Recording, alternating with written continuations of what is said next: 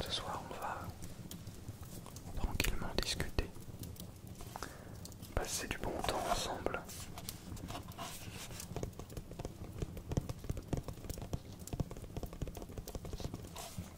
Tiens, ce que tu peux aller faire. Alors, je t'invite à aller boire de l'eau, déjà avant toute chose.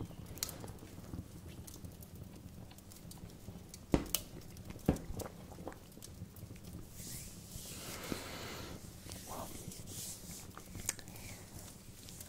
Ce que je t'invite à faire, c'est t'installer confortablement, de prendre place.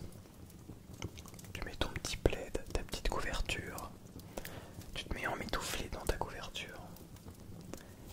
Et tu peux décider de regarder ou de ne pas regarder cette vidéo en fait.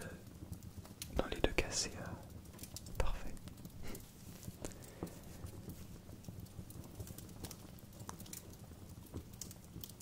J'aimerais qu'on se réconforte un petit peu en cette période froide et peut-être austère.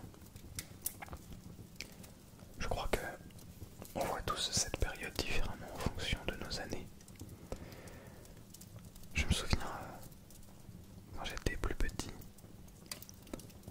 la fin d'année signifiait Noël, mais aussi mon anniversaire qui se trouve vraiment en toute fin d'année, dans la même période. Et je voyais ça comme un moment d'avoir des cadeaux, de passer du temps avec la famille, tous ensemble, autour du sapin de Noël. Et j'espère que c'est peut-être le cas pour vous, que vous ressentez cet esprit de Noël. Je vous le souhaite. D'ailleurs, je me pose vraiment pas mal de questions en ce moment sur que signifie Noël exactement. Pourquoi est-ce qu'on célèbre Noël? Je me suis posé cette question parce que vous n'êtes pas sans savoir qu'en France, il y a de moins en moins de personnes qui célèbrent Noël. Tout simplement parce que Noël est une fête chrétienne. Voilà, je ne parle pas de religion dans cette vidéo. J'explique juste voilà, rapidement. Donc Noël c'est une fête chrétienne. Donc dans la religion c'est tout simplement la naissance de Jésus-Christ. Voilà, la naissance du Christ. Le 25 décembre. Donc voilà. Bien. La chose c'est qu'aujourd'hui il y a de plus en plus de cultures différentes en France. Ce qui est d'après moi vraiment positif. Ce n'est que mon avis. Il y a d'autres cultures, la religion musulmane, beaucoup qui rentrent en compte. Et la religion musulmane ne fête pas Noël, puisqu'évidemment, dans cette religion, le Christ ne naît pas le 25 décembre, puisque le Christ n'existe pas. Bref, c'est autre chose. Tout ça pour vous dire que personnellement, je ressens de moins en moins cette fête comme étant un moment, comment dire, je ressens moins la magie que je ressentais il y a quelques années. Je ne sais pas comment vous expliquer. Il y a évidemment tout cet aspect du Père Noël dont je vais passer les détails. Mais moi je vous parle de pourquoi est-ce qu'on célèbre cette fête. Pourquoi est-ce que ça, c'est si magique aux yeux des enfants. Et pourquoi il y a de plus en plus... Pourquoi j'ai de plus en plus un sentiment assez étrange autour de ça. Et j'ai l'impression qu'en fait, plus on avance, alors j'ai la chance de vivre encore chez mes parents, plus on avance dans les années, je fête encore Noël ici, et on me demande qu'est-ce que tu veux pour Noël. Et alors là, il y a énormément d'émotions.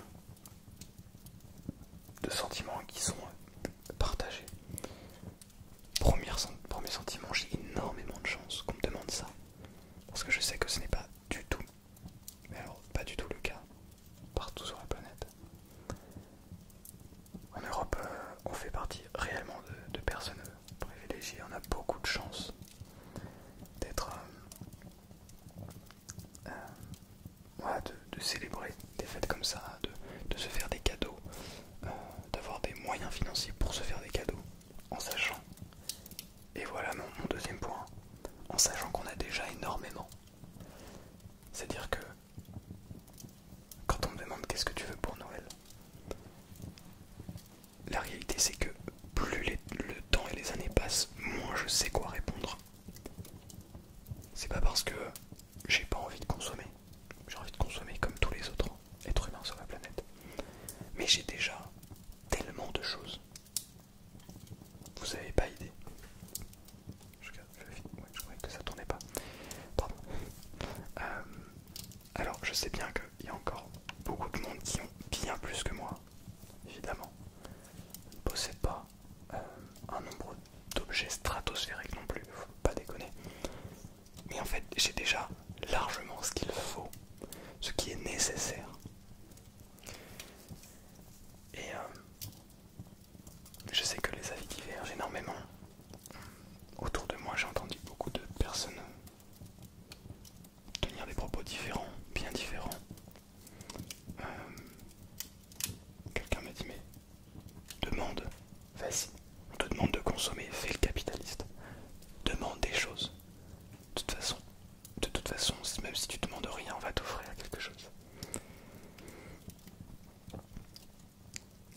Et il y a d'autres personnes, alors en fait toutes les personnes autour de moi vont le célébrer.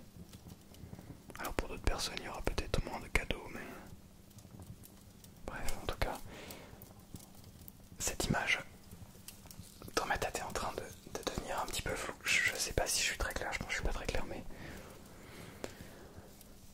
en tout cas pour moi c'est avant tout un moment à célébrer avec les gens proches de soi, avec sa famille, ses amis peut-être, en tout cas avec des personnes avec qui on se sent bien, pour que ce moment devienne un moment de partage. Et j'ai du mal à le ressentir comme tel. J'ai plus l'impression que c'est un moment de pure consommation, de pure folie financière, qu'un moment de réel partage, où on se fait des cadeaux. Je saurais pas comment vous expliquer. J'ai entendu l'autre jour, alors que j'ai fait donc j'étais en live sur Twitch pour vous donner un petit contexte. Et donc à la fin du live, j'aime bien un raid des gens, donc c'est-à-dire envoyer toutes les personnes qui sont sur mon stream vers d'autres streamers et streameuses dont j'apprécie le contenu. Si c'est possible, évidemment, je le fais pas tout le temps, mais si c'est possible.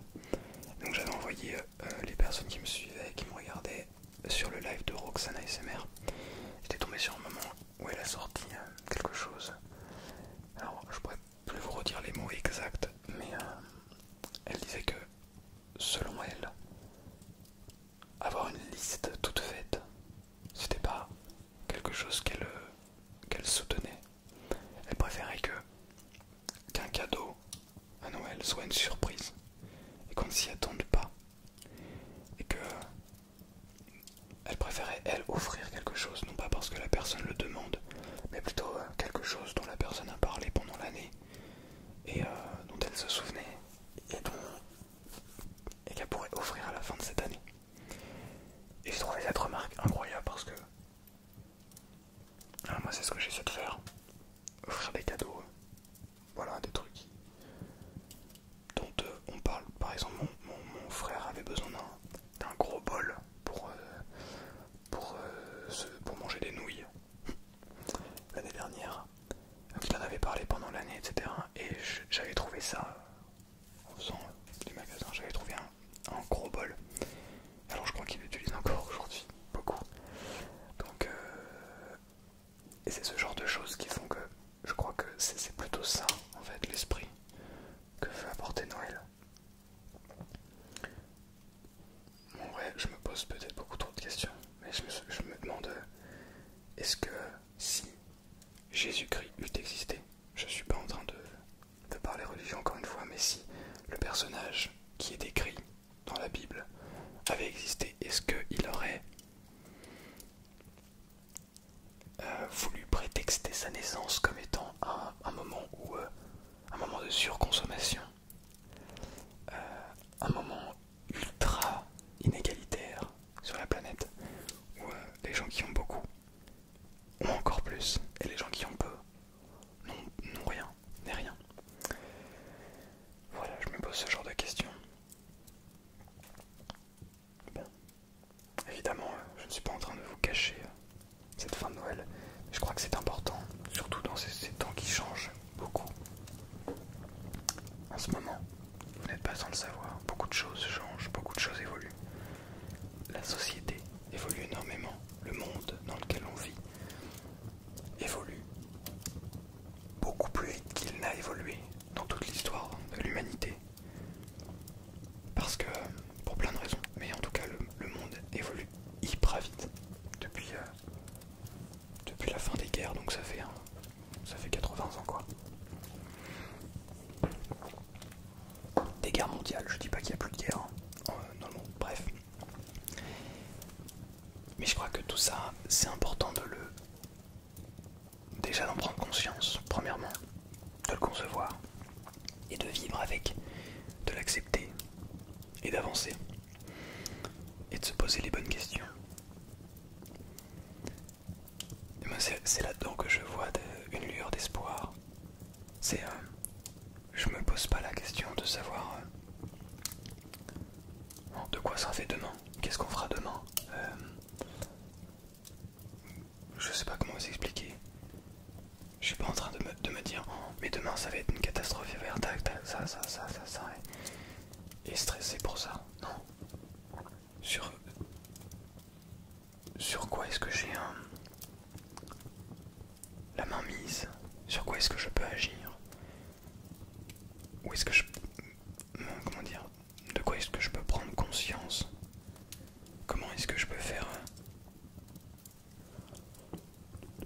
pour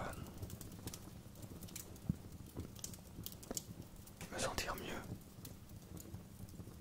pour évoluer avec ces temps qui changent? Je sais pas si vous comprenez, peut-être que je parle vraiment trop loin. Peut-être que vous êtes déjà en train de dormir et c'est très bien.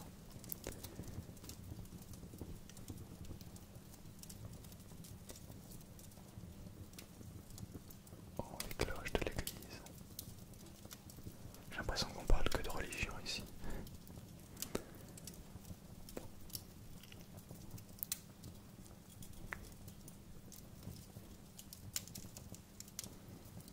Je n'entends pas le feu que vous entendez, mais je le ressens. Je ressens cette chaleur. Tu la ressens aussi.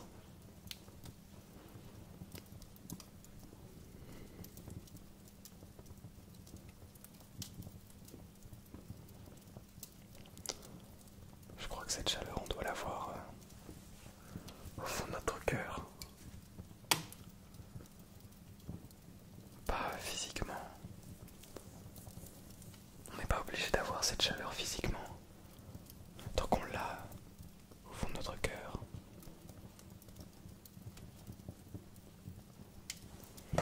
C'est très étrange tout ça. Enfin étrange, non pas étrange, plutôt intéressant de se poser autant de questions.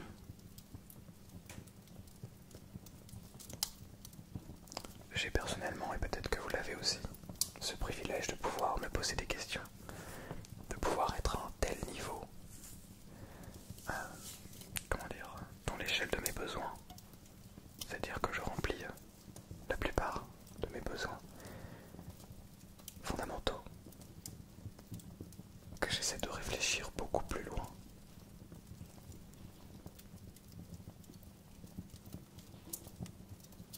Bon, tout reste quand même superficiel. C'est ça qui est intéressant. On a beau réfléchir encore et encore. La réponse que l'on... à la conclusion, c'est toujours... finalement, on ne sait rien du tout. On ne peut pas résumer les choses simplement sur notre savoir, puisque les choses nous dépassent beaucoup trop. Mais alors, si les choses nous dépassent, est-ce que ça veut dire qu'on doit absolument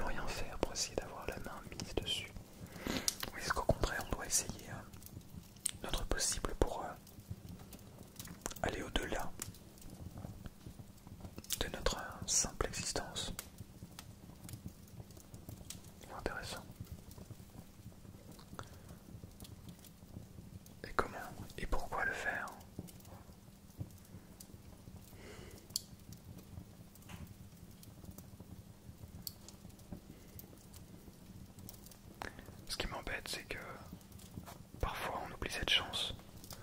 Je crois que tout le monde est conscient de cette chance que l'on a. Nous ici en Europe. Pas qu'en Europe d'ailleurs, mais dans des pays où tout se passe bien. Plus ou moins, évidemment. Rien n'est jamais parfait. Mais on est dans des pays où tout se passe globalement bien. Je crois que si on en parle aux gens, les gens savent qu'ils ont de la chance. Mais combien malgré ça continuent de se plaindre, continuent de vouloir plus, font comme si rien n'avait changé.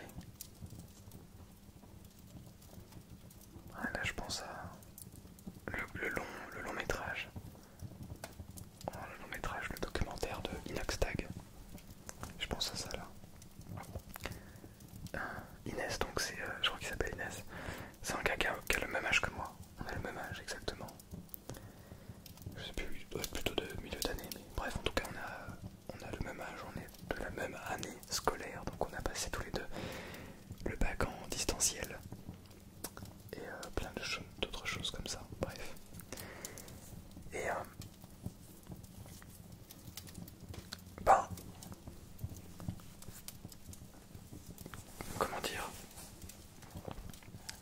j'ai l'impression que ce qu'il a créé avec ce documentaire, Kaizen, je parle du documentaire que vous avez très probablement au moins entendu parler.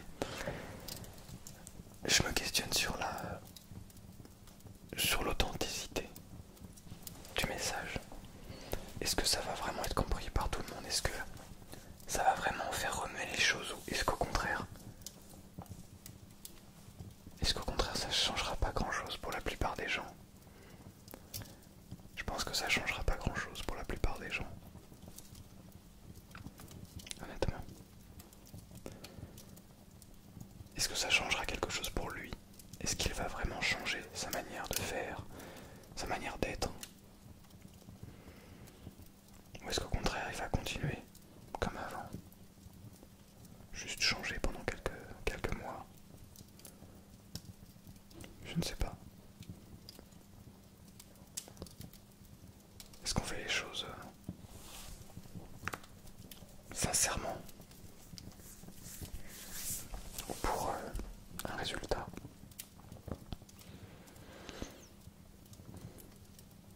Je crois que pour ce cas par exemple, là ce n'est que mon avis, hein. Je crois que s'il avait vraiment voulu en ressortir grandi lui-même, je sais pas si il aurait pris la peine de créer ce reportage. Parce que j'ai entendu des histoires sur des gens de ma famille notamment, mais pas que, qui ont fait des choses qui me semblent absolument extraordinaires. Sans rentrer dans les détails, mais je crois avoir un membre de ma famille qui est toujours vivant d'ailleurs, qui a eu un accident en véhicule volant. Super. Qui a eu un accident. Donc je crois qu'il avait fait une chute. Il devait être en parapente ou quelque chose comme ça, dans les montagnes. Il a dû faire une chute de plusieurs mètres. Il est tombé. Et il avait rien. Enfin, il a rien ressenti. Et le mec, donc il était avec un autre gars. Et le gars lui demande tout va bien. Lui il fait ouais ça va. Enfin, il sentait rien du tout. Vraiment c'était l'adrénaline. Et donc l'autre lui dit bah vas-y on y retourne. Allez on y retourne. Donc ils sont repartis. Je crois que quelques jours plus tard sa jambe il avait du mal à marcher. Il est allé voir un docteur et un médecin spécialisé là-dedans, bref. Il regarde sa jambe et tout et il dit bon bah excusez-moi mais enfin vous pourrez plus marcher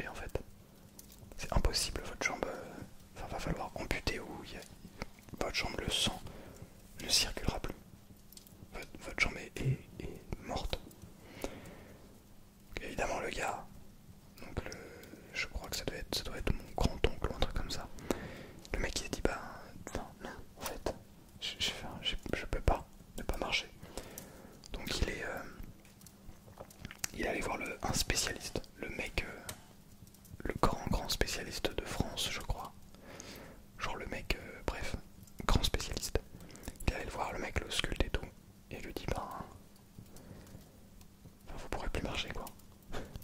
Clairement, là le diagnostic il est posé, vous pourrez plus marcher.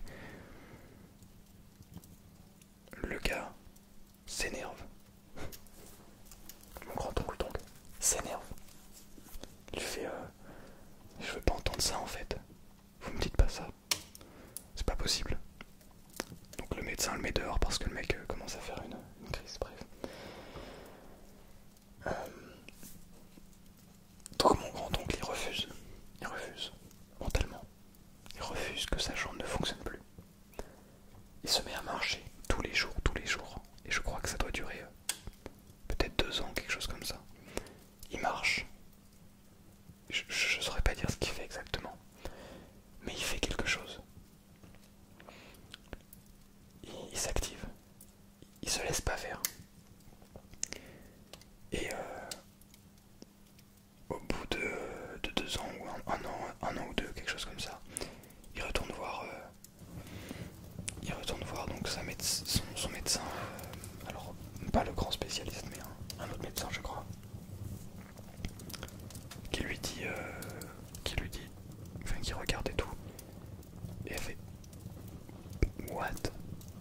Genre sa jambe était en état de fonctionner. Sa jambe, il pouvait marcher de nouveau. Il était capable de marcher de nouveau. Et elle a halluciné. Elle a halluciné parce que apparemment c'était mort de chez mort. Genre sa jambe était incapable. Il allait être incapable de marcher toute sa vie.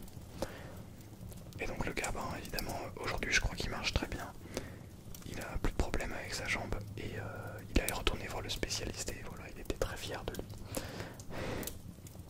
Et le spécialiste devait être bouche bée, je pense.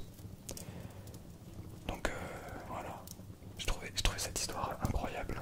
Bon, j'ai pas les détails évidemment, j'aimerais bien, faudrait que j'aille le rencontrer ce gars. Mais je trouvais cette histoire incroyable. Le mec, malgré qu'on lui dise que c'est mort, il pourra pas utiliser sa jambe, il fait non, je vais utiliser ma jambe. Vous en fait, vous êtes qui pour me dire ça? Je vais utiliser ma jambe. Et à force de l'utiliser,